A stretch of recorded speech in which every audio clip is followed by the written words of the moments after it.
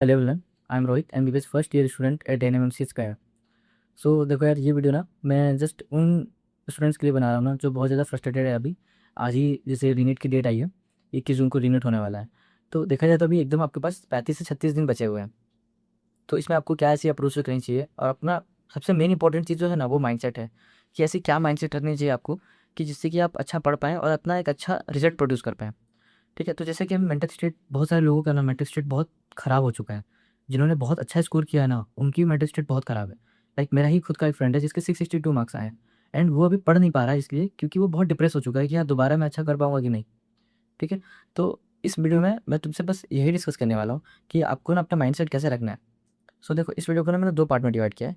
पहला पार्ट ऐसा जिन बच्चों के स्कोर ना 600 से नीचे आ रहे थे, और दूसरा ऐसा जिनके 600 स्कोर से ऊपर आ रहे थे। तो देखो यार, एक चीज़ सबसे बड़ी कॉमन बात ये है कि अगर आप पैनिक कर रहे हैं ना, तो आप अपने आप से सोचिए कि कोई एक ऐसा बच्चा होगा इंडिया में जो कि नीट का एग्ज़ाम रीनीट लिखेगा। ठीक है, एंड उसका नीट खराब हो चुका होगा, जो 2 मई को नीट हुआ है वो खराब हुआ होगा, बट वो रीनीट में बहुत अच्छा करेगा। इस एक मंथ को एक अपॉर्चुनिटी की तरह देगा और बहुत अच्छा रिजल्ट प्रोड्यूस करेगा और एक जीएमसी देगा। ठीक है, तो मेरा क्वेश्चन यही है कि यार वो इंसान तुम क्यों नहीं बन सकते हो। एंड अगर तुम्हें मुझ पर बिलीव नहीं है ना, तो तुम अगले साल का रिजल्ट में देखना कि कोई एक ऐसा स्टूडेंट होगा जिसका 2 मई का नीट बहुत खराब गया होगा। ठीक है, और वो रीनीट के अंदर बहुत अच्छा फोड़ के आएगा। ऐसा आप क्यों नहीं बन सकते हैं, ये अपने आप से क्वेश्चन पूछिए। अब ये वीडियो को स्टार्ट करूँ मैं, तो देखो यार, अगर जिसका स्कोर 600 प्लस से नीचे आया, तो सबको पता है जब आप एग्जाम दे के निकले होंगे तो आपको आपकी वीकनेस पता होगा। आप ना अपनी वीकनेस दूसरों से छुपा सकते हैं, बट आपको खुद को सिर्फ जो एनालाइज करता है इंसान, एग्जाम हॉल में बैठा बैठा एनालाइज कर लेता है यार कि मेरे से कहाँ गलती रह गई है। या जब आता है रूम पे, जब अपने मार्क्स मिलाता है, तब उसको पता चल जाता है कि मैंने कहीं टाइम मैनेजमेंट में गलती की, प्रेशर मैनेज नहीं कर पाया, या फिर कहीं ना कहीं मैं किसी एक क्वेश्चन में बहुत ज़्यादा टाइम इन्वेस्ट कर दिया। ठीक है, तो ये सब चीज़ें जितने भी आपने देखी हैं, तो आप उस एग्ज़ाम में फेस करके एकदम जो रियल फेस जो होता है ना, रियल टाइम, वो अपने एक्सपीरियंस करके आए हैं आप। तो आपको बहुत अच्छे से पता होगा, आप एक शीट पे उसको लिखिए और उस पे काम कीजिए। ठीक है, सिलेबस सब्जेक्ट सब कोई बता देगा आपको। इवन बहुत सारे लोग ऐसे आएंगे ना जो आपको डी वाइज प्लानर भी बता देंगे, बट डी वाइज प्लानर अब वर्क नहीं करेगा। ये सोचना है कि आपकी क्या वीकनेस है और आप अपनी वीकनेस पे काम कीजिए। ठीक है, किसी के दिए हुए प्लानर पे आप काम नहीं कर सकते। बहुत इंपॉर्टेंट ध्यान रख लो कि आप ना अपने रिसोर्सेज को बहुत कंसाइज कर लो।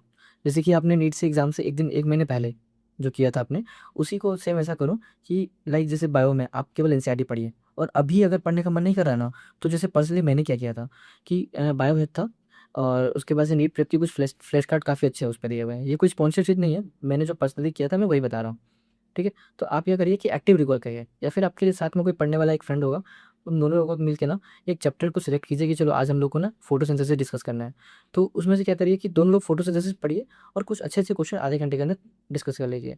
इससे क्या होगा ना, दो लोग साथ में मिलकर अपना एक मोमेंटम बिल्ड कर लेंगे, और एक वीक के अंदर आपका पूरा मोमेंटम बिल्ड हो जाएगा। ये तो आप कर सकते हैं बायो के लिए। ऑर्गेनिक इनऑर्गेनिक में आपको बहुत अच्छे से पता है कि केवल एनसीईआरटी करना है।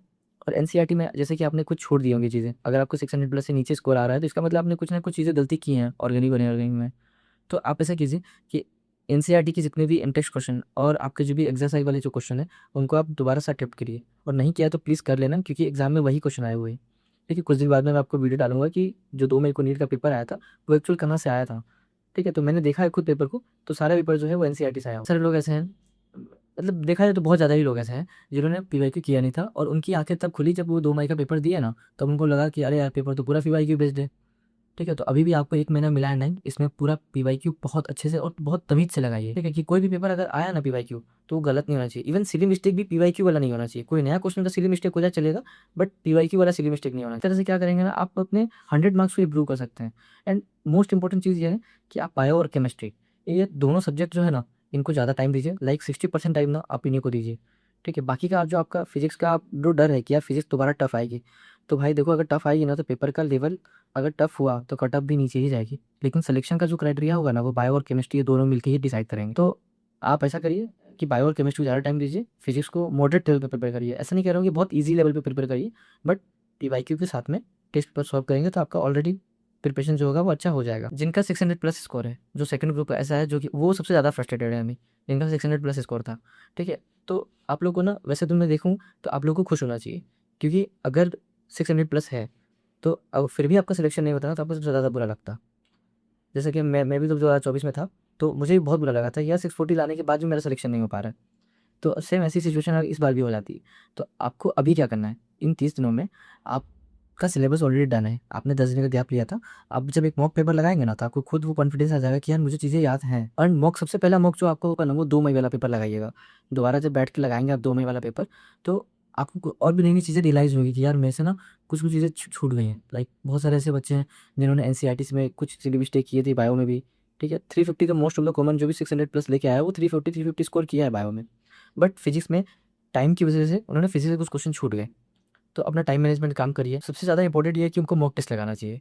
मैं मॉक टेस्ट इसलिए बोल रहा हूँ क्योंकि देखो, अभी ना बहुत सारे इंस्टीट्यूट में बहुत अच्छे-अच्छे टीचर ऐसे बैठे हुए हैं जो लोग खुद बैठ के एनालाइज़ करके मॉक टेस्ट को डिज़ाइन करते हैं।